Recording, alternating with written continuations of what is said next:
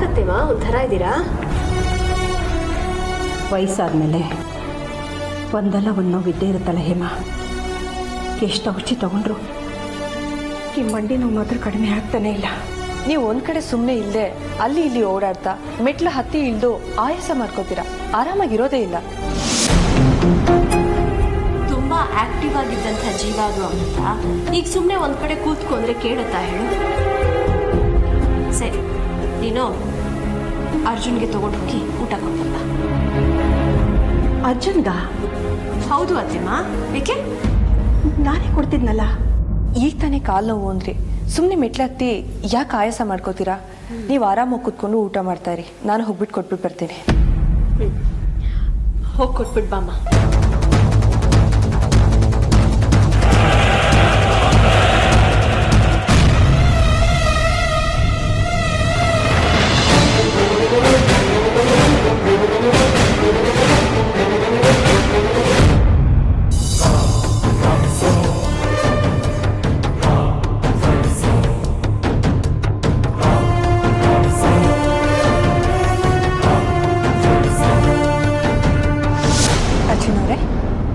ಅರ್ಚನವ್ರೆ,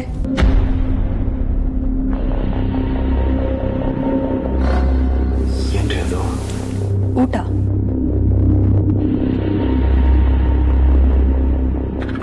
ಊಟ ಅನ್ನೋ ನನಗೂ ಬಂತು. ರೂಮ್ಗೆ ಯಾಕೆ ತಗೊಂಬಂದ್ರೆ? ನಿಮ್ಗೆ ಮೈ ಹುಷಾರಿಲ್ವಲ್ಲ, ಅದಕ್ಕೆ ಅತ್ತೆ ನಿಮ್ ಕೋಣೆಗೆ ಕೊಟ್ಟು ಕಳ್ಸಿದ್ರು. ಸೊಸೆ ಇಬ್ಬರು ಸರಿಯಾಗಿಲ್ಲ.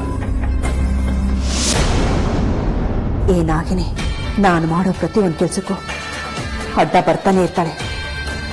ನಡೆಯೋ ಕಾಲ್ಗೆ ಮುಳ್ಳಿನ ಥರ.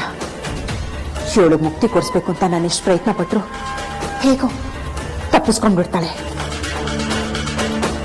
ಏನೋ ಚೂರು ಮೈ ಕೈ ನೋವಿದ್ರೆ ಪೇಷಂಟ್ ಅಂತ ಕನ್ಸಿಡರ್ ಮಾಡ್ಬಿಡೋದಾ? ಹಾಗಲ್ಲ ಅರ್ಜುನ್ ಅವರೇ. ಹಾಗೂ ಇಲ್ಲ ಹೀಗೂ ಇಲ್ಲ. ನಡೀರಿ, ನಾಳೆ ಕೆಳಗೆ ಬಂದು ಊಟ ಮಾಡ್ತೀನಿ. ಅರ್ಜುನ್ ಅವರೇ, ನನ್ನ ಮಾತು ಕೇಳಿ. ನೀವಲ್ಲ, ನಾನು ಯಾರ ಮಾತು ಕೇಳೋದಿಲ್ಲ.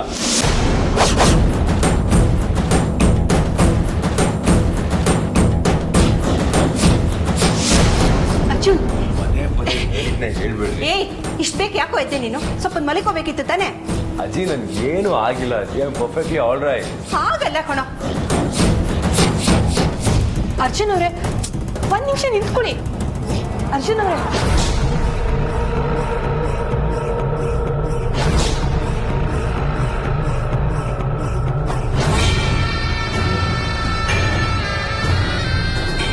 ನನ್ನ ಜೀವನೇ ಬಾಯಿ ಬಂದಂಗಾಗಿತ್ತು. ಸ್ವಲ್ಪ ಸ್ವಲ್ಪ ಜವಾದೆ. ಮೊದಲಿ ಬರೀನ ಮನೆಯಿಂದ ಹೊರಗಡೆ ಹಾಕ್ಬೇಕು.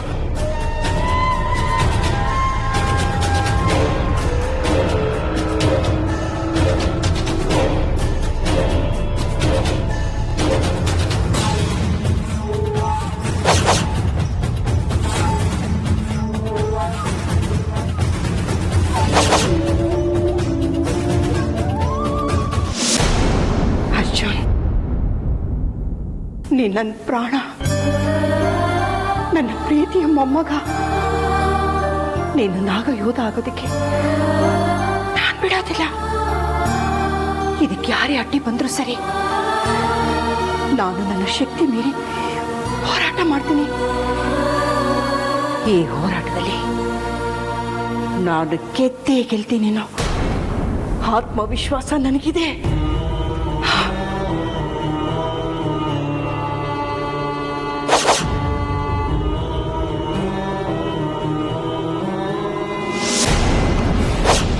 ಇಷ್ಟು ದಿನ ಈ ನಾಗ ನಮ್ಮಗಳ ಮಧ್ಯೆ ಇದ್ದ ಅಂತ ಜನಗಳು ಗೊತ್ತಾದ್ರೆ ಆಶ್ಚರ್ಯದ ಜೊತೆ ಆವೇಶ ಆಕ್ರೋಶ ಪಡ್ತಾರೆ.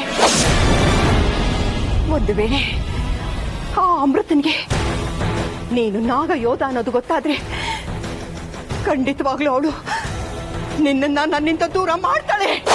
ಅವಳಿಗೆ ನನ್ನ ಮೇಲೆ ಕೆಂಡದಂತ ಕೋಪ. ಅವಳ ಪ್ರತಿ ಒಂದು ಹೆಜ್ಜೆಗೂ ನಾನು ಅಡ್ಡ ಬರ್ತೀನಿ ಅಂತ ಅವಳಿಗೆ ಅನುಮಾನ ಇದೆ. ಒಂದು ವೇಳೆ ನೀನು ಅವಳ ಜೊತೆ ಸೇರಿದ್ರೆ ಆ ಅಮೃತನ್ಗೆ ನಾಗಮಣಿನ ಪಡ್ಕೊಳ್ಳೋದಕ್ಕೆ ತುಂಬಾ ಸುಲಭ ಆಗುತ್ತೆ. ಇಲ್ಲ ಇಲ್ಲ, ಹಾಗಾಗಬಾರ್ದು, ಹಾಗಾಗಬಾರ್ದು. ತ್ರಿವೇಣಿಯಮ್ಮ, ಯಾಕೆ ಹಾಗೆ ನಿಂತಿದ್ದೀರಾ? ತಿರುಗಿ ಈ ಕಡೆ.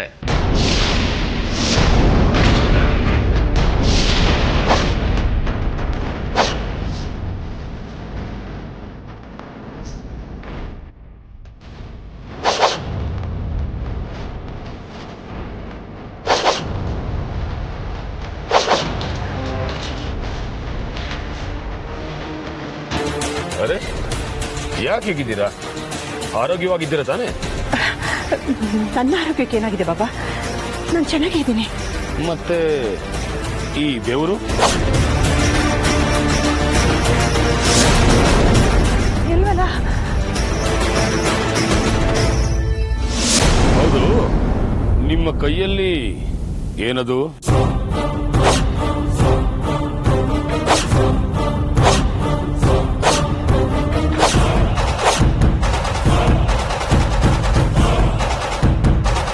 ನಿಮ್ಮನ್ನೇ ಕೇಳ್ತಿರೋದು, ನಿಮ್ಮ ಕೈಯಲ್ಲಿ ಏನದು ಅಂತ.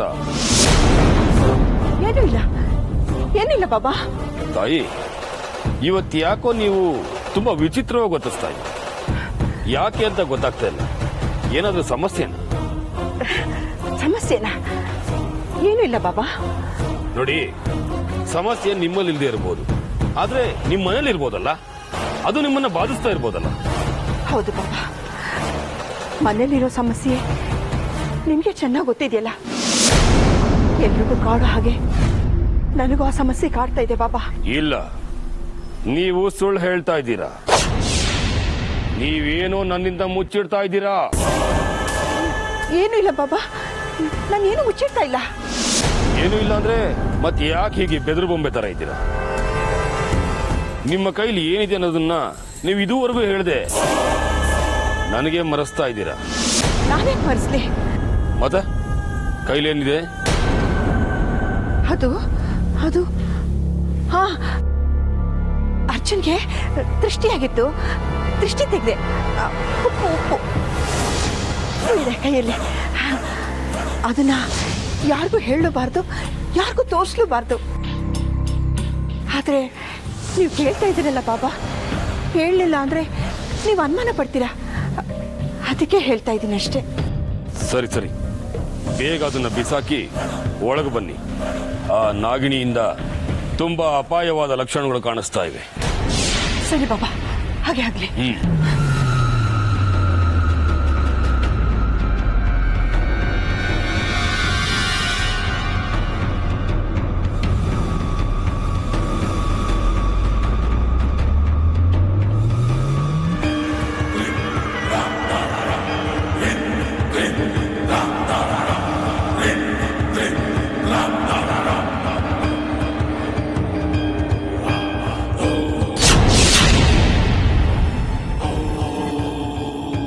ಗುರುಗಳೇ,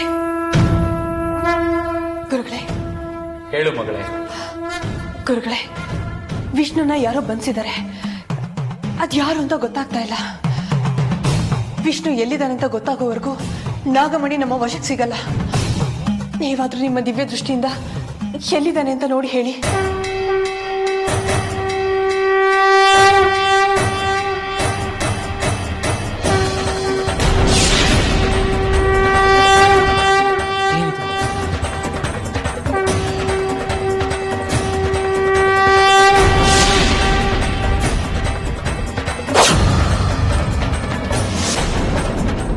ದೃಷ್ಟಿಗೆ ಏನು ಗೋಚರ ಆಗ್ತಿಲ್ಲ ಮಗಳೇ. ಅದೇ ಸಾಧ್ಯ ಗುರುಗಳೇ.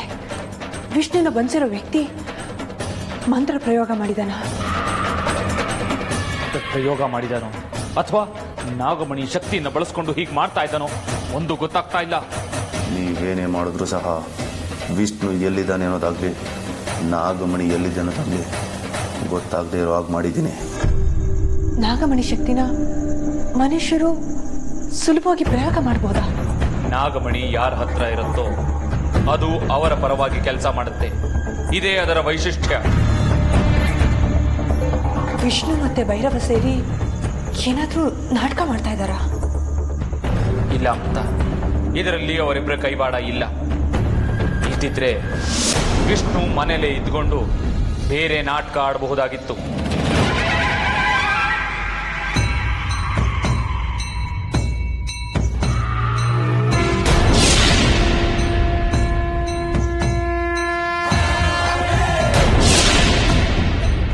ಮಾತನ್ನ ಯಾರೋ ಕದ್ದು ಕೇಳ್ತಾ ಇದ್ದಾರೆ ಅಮೃತ.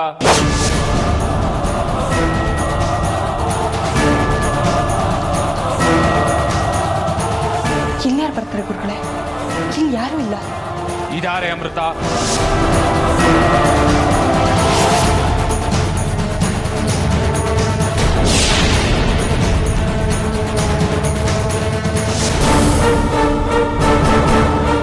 ಈ ಮನೇಲಿ ನಿನ್ನ ವಿರುದ್ಧ ಸಂಚು ಮಾಡ್ತಾ ಇದ್ದಾರೆ ಅನ್ನೋದು ನನ್ನ ಅಂತಃಶಕ್ತಿಗೆ ಗೊತ್ತಾಗ್ತಾ ಇದೆ.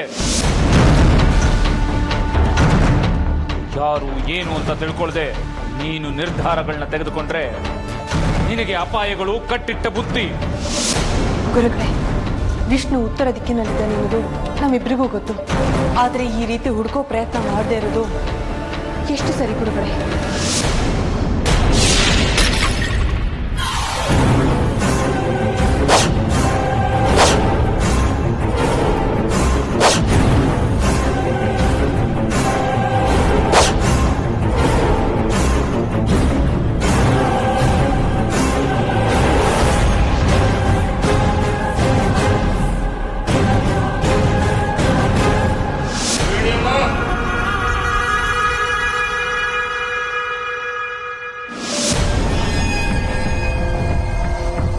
ಏನ್ ಬಾಬಾ? ಈ ಮನೆಯಲ್ಲಿ ನಡಿಬಾರದು ನಡೀತಾ ಇದೆ ಅನ್ನೋ ನನ್ನ ಅನುಮಾನಕ್ಕೆ ಒಂದು ಬಲವಾದ ಸಾಕ್ಷಿ ಸಿಕ್ಕಿದೆ. ಹಾಗಂದ್ರೆ ಏನು ಬಾಬಾ? ಇಲ್ಲಿ ನೋಡಿ, ಹೊರೆ.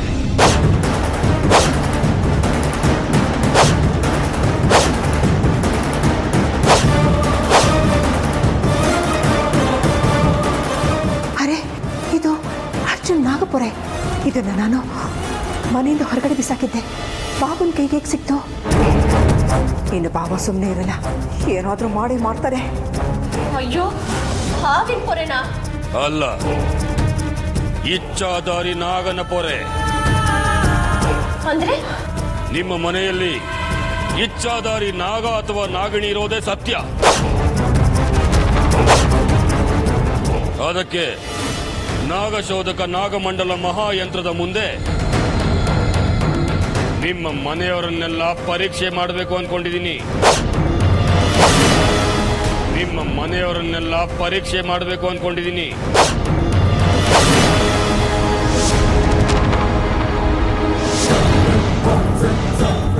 ಅದಕ್ಕೇನಂತೆ ಬಾಬಾ, ಮಾಡಿ. ನಮ್ಮನೇಲಿ ಯಾರು ನಾಗಗಳಿಲ್ಲ ಅಲ್ವಾ ಅತ್ತೆಮ್ಮ?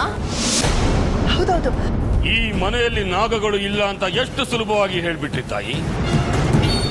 ಹಾಗಿದ್ದಿದ್ರೆ ಈ ಪೊರೆ ಯಾಕೆ ಸಿಗಬೇಕಾಗಿತ್ತು? ನಾನು ಮಾಡೋ ಪರೀಕ್ಷೆಗಳಿಂದ ತಪ್ಪಿಸ್ಕೊಂಡು ಬೀಗ್ತಾ ಇರುವ ನಾಗನಿಗೆ ಸೋಲಿನ ರುಚಿ ತೋರಿಸ್ತೀನಿ. ನಾನು ಹಾಕೋ ಪಾಶದಲ್ಲಿ ಸಿಲುಕಿ ಸಾಯ್ಲಿ ಆ ಕ್ರಿಮಿ.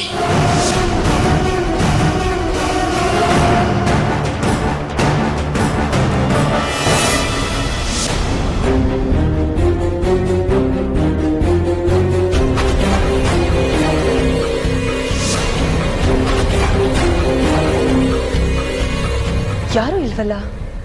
ಗುರುಗಳಿಗೆ ಯಾಕೆ ಯಾರು ಇದ್ದಾರೆ ಅಂತ ಅನ್ನಿಸ್ತು? ಯಾರು ಇಲ್ಲದೆ ಇದ್ರೆ ಅವ್ರಿಗೆ ಯಾಕೆ ಈ ರೀತಿ ಅನ್ನಿಸ್ತಾ ಇತ್ತು?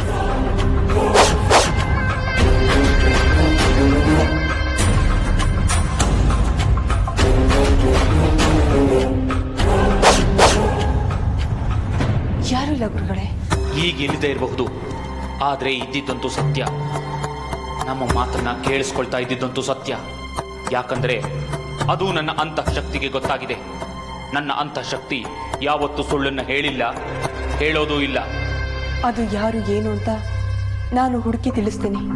ಆದ್ರೆ ಈಗ ನಾಗಮಣಿ ನಮ್ಮ ವಶಕ್ಕೆ ಬರಬೇಕು ಅಂದ್ರೆ ಮೊದಲು ವಿಷ್ಣು ಎಲ್ಲಿದ್ದಾನೆ ಅನ್ನೋದನ್ನ ನಾವು ತಿಳ್ಕೋಬೇಕು. ಅವನ ಮುಖಾಂತರ ನಾಗಮಣಿ ಈಗ ಯಾರ ವಶದಲ್ಲಿದೆ ಅನ್ನೋದು ತಿಳಿಯುತ್ತೆ. ಹಾಗಾದ್ರೆ ವಿಷ್ಣುನ ಹೇಗೆ ಹುಡ್ಕೋದು? ಅದಕ್ಕೆ ಒಂದು ದಾರಿ ಇದೆ. ಹಾಗಾದ್ರೆ ಅದನ್ನ ಆದಷ್ಟು ಬೇಗ ಪ್ರಯೋಗ ಮಾಡಿ ವಿಷ್ಣುನ ಕಂಡಿಡೀರಿ. ಮಗಳೇ, ಈ ಪ್ರಯೋಗ ಮಾಡೋದಕ್ಕೆ ಈ ಮನೆ ಯಾಕೋ ಸುರಕ್ಷಿತ ಅಲ್ಲ ಅನ್ನಿಸ್ತಾ ಇದೆ. ಮತ್ತೆ ಇನ್ನೆಲ್ಲಿ? ನಾಗಬನದಲ್ಲಿ. ಗುರುಗಳೇ, ನಾನು ಹೇಗೆ ನಾಗವನಕ್ಕೆ ಬರೋದಕ್ಕೆ ಸಾಧ್ಯ? ನಾಗಮನ ಸಪ್ತಸಾಗರದ ಆಚೆ ಇದೆ ಎನ್ನುವ ಹಾಗೆ ಆತಂಕ ಪಡ್ತಿದೆಯಲ್ಲ ಅಮೃತ. ಆ ಭೈರವ ಮನೆಯಿಂದ ಯಾರು ಹೊರಗಡೆ ಹೋಗ್ಬಾರ್ದು ಅಂತ ಹೇಳಿದಾನೆ. ಅವನು ಹೇಳಿದ್ದನ್ನೆಲ್ಲ ಕೇಳಿಸ್ಕೊಳ್ಳೋದಕ್ಕೆ ಪಾಲಿಸೋದಕ್ಕೆ ನೀನು ಅವನ ಜೀತದಾಳು ಅಲ್ಲ, ಅವನ ಕೆಲಸದವಳು ಅಲ್ಲ. ಒಂದನ್ನ ನೇರವಾಗಿ ಹೇಳ್ತಾ ಇದ್ದೀನಿ, ಕೇಳಿಸ್ಕೊ. ನೀನು ನಾಗಬನಕ್ಕೆ ಬಂದರೆ ಮಾತ್ರ ವಿಷ್ಣು ಎಲ್ಲಿದ್ದಾನೆ ಅನ್ನೋದನ್ನ ತಿಳ್ಕೊಳ್ಳೋದಕ್ಕೆ ಸಾಧ್ಯ, ಹಾಗೆ ಪ್ರಯೋಗ ಮಾಡೋದಕ್ಕೂ ಸಾಧ್ಯ.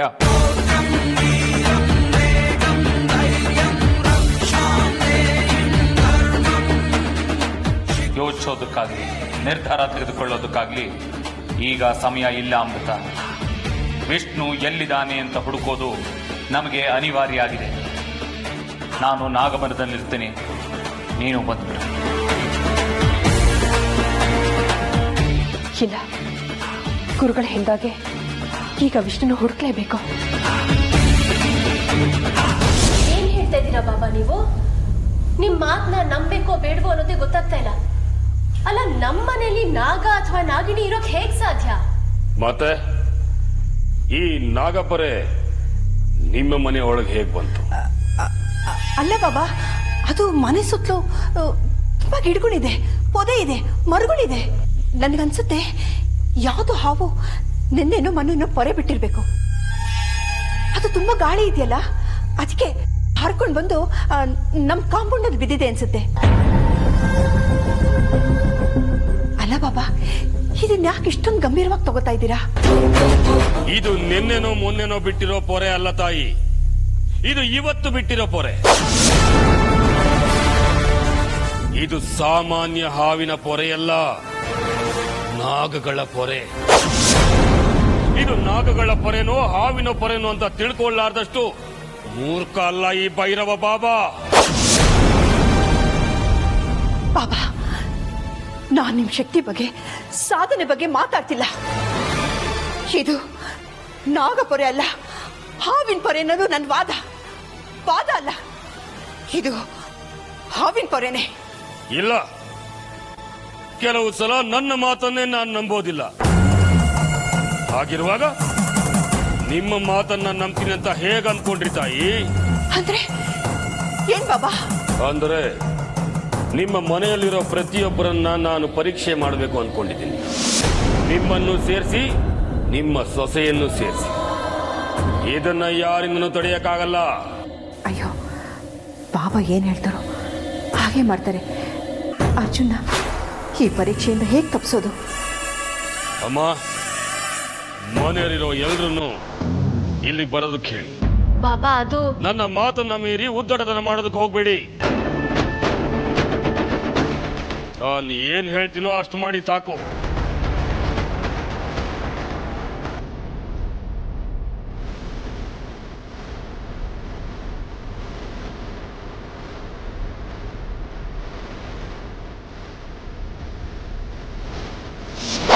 ಆ ವಿಷ್ಣು ಉತ್ತರ ದಿಕ್ಕಿನಲ್ಲಿದ್ದಾನೆ ಅಂತ ನಮಗೆ ಗೊತ್ತಾಯ್ತು, ಆದ್ರೆ ಯಾವ ಜಾಗದಲ್ಲಿ ಇದ್ದಾನೆ ಅಂತ ನಿಖರವಾಗಿ ಗೊತ್ತಾಗ್ತಾ ಇಲ್ಲ.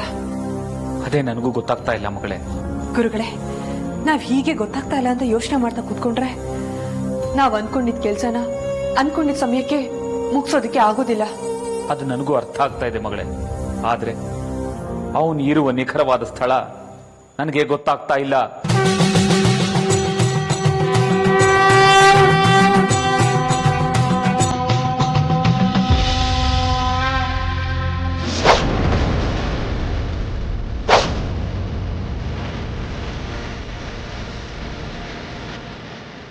ಗುರುಗಳೇ, ಸತ್ಯಶೋಧಕ ಯಂತ್ರದ ಮೊರೆ ಹೋದ್ರೆ? ಹೌದಲ್ವಾ? ನನಗೂ ಹೊಡಿಲೇ ಇಲ್ಲ. ಈ ಮನೇಲಿ ಏನೋ ನಡಿಬಾರ್ದು ನಡೀತಾ ಇದೆ ಅನ್ನೋದು ನನ್ನ ಅನುಮಾನ. ಮನೆಯ ಒಳಗೆ ಹೊರಗೆ ಯಾವುದೇ ನಾಗಗಳಿಲ್ಲ ಅಂದ ಮೇಲೆ ಈ ನಾಗಪೊರೆ ಹೇಗ್ ಬರೋದಕ್ಕೆ ಸಾಧ್ಯ? ಈ ಮನೇಲೆ ಯಾರೋ ಒಬ್ರು ನಾಗ ಇರಬೇಕು. ಯಾರು ಅಂತ ಕಂಡಿಡದೆ ನಾನು ಬಿಡೋದಿಲ್ಲ.